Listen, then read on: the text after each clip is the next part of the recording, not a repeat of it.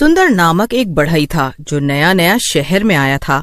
सुंदर अपने ईमान धर्म का बड़ा पक्का था और बहुत ही ईमानदारी से काम करता था। शहर आने के बाद उसे कई सारे बढ़ई मिले थे जो कि उसे सिखाते थे कि कैसे थोड़ा बहुत हेरा फेरी करके वो ज्यादा पैसे कमा सकता है। लेकिन सुंदर सीधे रास्ते से पैसा कमाना ही सही समझता था। एक दिन सुंदर अपनी दुकान पे काम कर रहा था कि तभी वहाँ कुछ लोग बड़ी गाड़ी लेकर आए। गाड़ी में से एक आदमी निकला जो सूट बूट पहन कर आया था। उसके साथ में 2 और कर्मचारी भी थे। क्यों भाई, यहाँ तुम्हें पहले तो कभी नहीं देखा, नए आए हो क्या? जी साहब, हमारा गांव यहाँ से बहुत दूर है और हम वहीं से आए हैं यहाँ पर काम करने के लिए। ठीक है, ये हमारे मालिक है। ये पास में ही एक नया पार्क बनवाने जा रहे हैं, तो उस पार्क में जितनी भी बेंच होगी वो हमें लकड़ी की बनवानी है और पार्क के झूले भी बनवाने हैं। तो तुम बताओ, हमारे लिए काम करोगे? जी साहब, जी बिल्कुल। ये तो आपका बड़प्पन है कि आप मुझसे इतने बड़े पार्क का काम करवाएंगे। हाँ ठीक है, हम तुम्हें काम तो दे रहे हैं, मगर ध्यान रहे कोई भी लापरवाही नहीं होनी चाहिए। और हाँ, पार्क बनवाने के लिए जो भी सामान की जरूरत पड़ेगी वो हम भिजवा देंगे। जी ठीक है साहब। और हाँ, कोई भी कमी नहीं आएगी काम में, आप बेफिक्र रहिए। फिर अगले ही दिन से सुंदर पार्क के काम में लग जाता है। उसके लिए एकदम से इतना बड़ा काम मिलना तो मानो किस्मत के खुल जाने जैसा था। उसे ये उम्मीद हो गई थी कि अब उसे अच्छा काम मिलता रहेगा। वो पार्क के लिए बेंचें बना रहा था कि तभी उसे नजर आया कि बेंच बनाने वाली लकड़ी में दीमक लगी हुई है। अरे ये क्या, इन लकड़ियों में तो दीमक लगी हुई है। लगता है इन लोगों ने ध्यान नहीं दिया और गलती से ये दीमक वाली लकड़ी आ गई। चलो मैं अभी चलकर बता देता हूँ। सुंदर पार्क के मालिक के कर्मचारियों के पास गया और उनसे बोला, अरे भाई देखिए, आप लोगों से जरा सी गलती हो गई है। आपने ये जो लकड़ी भिजवाई है ना बेंच बनाने के लिए, इसमें तो दीमक लगी हुई है। हाँ तो हम क्या करें? ये आप कैसी बातें कर रहे हैं? अगर लकड़ी खराब है तो हम उसका इस्तेमाल नहीं कर सकते हैं ना, हमें लकड़ी बदलनी पड़ेगी। अच्छा, और वो भला क्यों? अरे अगर इस खराब लकड़ी से बेंच बनाई तो उसके टूट जाने का खतरा हमेशा बना रहेगा। इससे लोगों को चोट भी लग सकती है। अरे भाई, ऐसा जरूरी तो नहीं है ना कि लकड़ी टूट ही जाए और किसी को चोट लग ही जाए। अरे हमारे घरों में भी तो लकड़ी का फर्नीचर रहता है और उसमें भी कई बार दीमक लग जाती है, तो क्या इससे किसी को चोट लगती है? अरे पर देखो, ये परवर मत करो। अगर तुम्हें काम नहीं करना है तो हमें बता दो, हम किसी और को काम दे देंगे। अरे नहीं नहीं, किसी और को क्यों दे देंगे, मैं हूं ना, मैं ही करूंगा। हाँ तो जाओ और करो ना, यहाँ पर खड़े खड़े समय क्यों बर्बाद कर रहे हो? देखो, ये पार्क का काम जल्दी से जल्दी खत्म हो जाना चाहिए, क्योंकि हमारे मालिक को विदेश निकलना है और वो चाहते हैं कि पार्क का उद्घाटन करके ही वो विदेश जाएं। अच्छा ठीक है। सुंदर वापस से अपना काम करने में लग गया। अगले दिन से किसी न किसी चीज में कोई न कोई कमी जरूर निकल रही थी और अब ये बात आम ही हो गई थी। सुंदर कई बार तो कर्मचारियों को टोक देता था, लेकिन उनके जवाब सुनकर वो खुद ही समझ जाता था।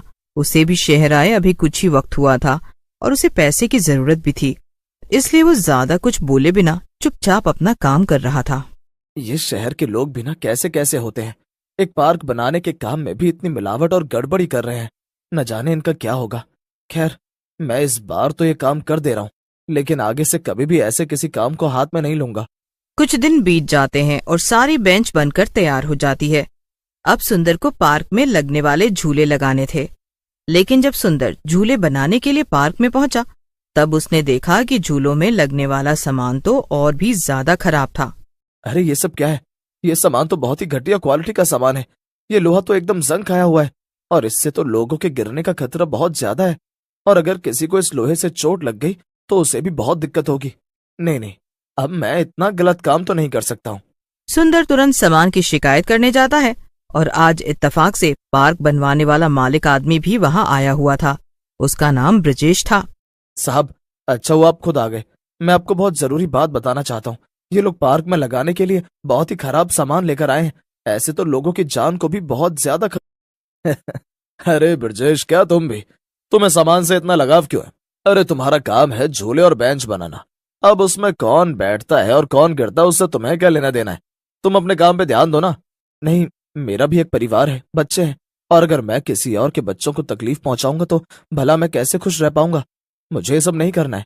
अब आपको जिससे काम करवाना है करवा लीजिए, मगर याद रहे, इस पार्क में आने वाले हर एक इंसान को मैं बता दूंगा कि कैसे अंदर उन्हें खतरा है, फिर अपने आप ये पार्क बंद हो जाएगा। 2 टके का बढ़ई, तेरी इतनी मजाल, तू मेरे पार्क को बंद करवाएगा? तुझे तो मैं जिंदा नहीं छोड़ूंगा। इतना कहकर ब्रजेश सुंदर के सर पर पास में ही पड़े लोहे की रॉड से वार कर देता है। सुंदर जमीन पर गिर जाता है और उसके सर से बहुत ज्यादा खून आने लगता है। अरे मालिक, ये क्या? आपने तो इसे बहुत जोर से मार दिया। अब क्या करें? इसे अस्पताल ले चलें? नहीं, अब तो वैसे भी इसे काफी तेज लग गई है, इसका बचना वैसे भी मुश्किल ही है। तो अब इसे यहाँ से अस्पताल तक ले जाकर और तकलीफ क्यों दे? जब इसे मरना ही है तो यहीं पर मर जाने दो ना। ब्रजेश की बात सुनकर सभी कर्मचारी हैरान हो जाते हैं और एक दूसरे को देखने लगते हैं। चलो चलो, जरा जल्दी करो, मेरे पास ज्यादा टाइम नहीं है। अरे ये इतना बड़ा पार्क है, यहीं कहीं से अच्छी सी जगह देखकर दफना दो। ब्रजेश ने जैसा कहा उसके कर्मचारियों ने वैसा ही किया और सुंदर को पार्क में ही दफना दिया। इसके बाद वो सब वहां से चले गए और सुंदर एक डरावने भूत में बदल गया। वो अपनी हालत देखकर रोने लगा। ये सब क्या हो गया? इन लोगों ने तो मुझे मार डाला, अब मेरे परिवार का क्या होगा? नहीं, मैं इनमें से एक को भी नहीं छोड़ूंगा, सबसे बदला लूंगा।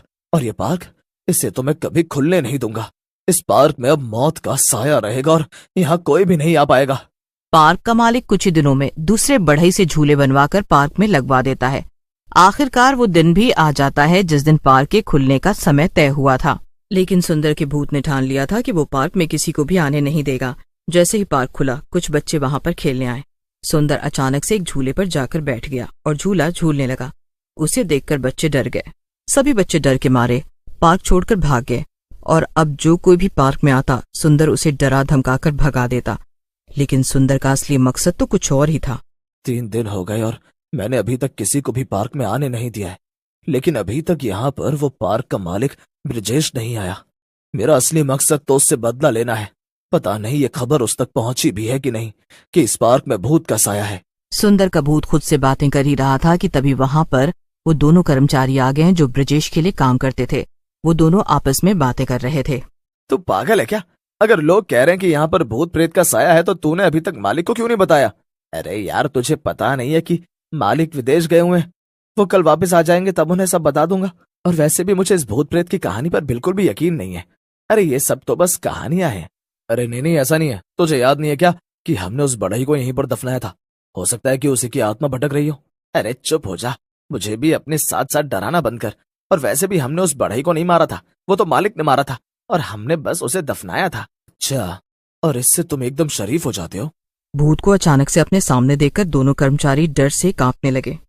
भूत भूत, अरे ये तो उस बढ़ई का भूत है। ये तो सच में आ गया, यानी कि ये पार्क सच में भूतिया है।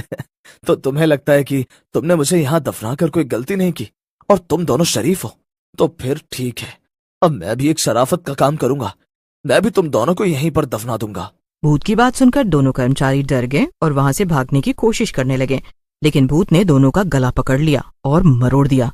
दोनों तुरंत मर गए। इसके बाद भूत ने उन्हें भी उसी जगह दफना दिया जहां पर सुंदर की लाश थी। अगले दिन सारे इलाके में ये बात फैल गई कि पार्क में मौत का साया है और वहां जो कोई भी जाएगा उसे अपनी जान गंवानी पड़ेगी। ब्रजेश को ये सब पता चल गया और वो डर गया। उसे यकीन था कि ये भूत सुंदर का ही है और वो इसलिए डर के मारे विदेश से वापस ही नहीं आया। उसने अपना सारा कारोबार विदेश में ही बसा लिया। सुंदर के भूत का बदला अभी भी अधूरा था। तो क्या सुंदर अपना बदला पूरा कर पाएगा? ये जानने के लिए मिलते हैं कहानी के अगले भाग में।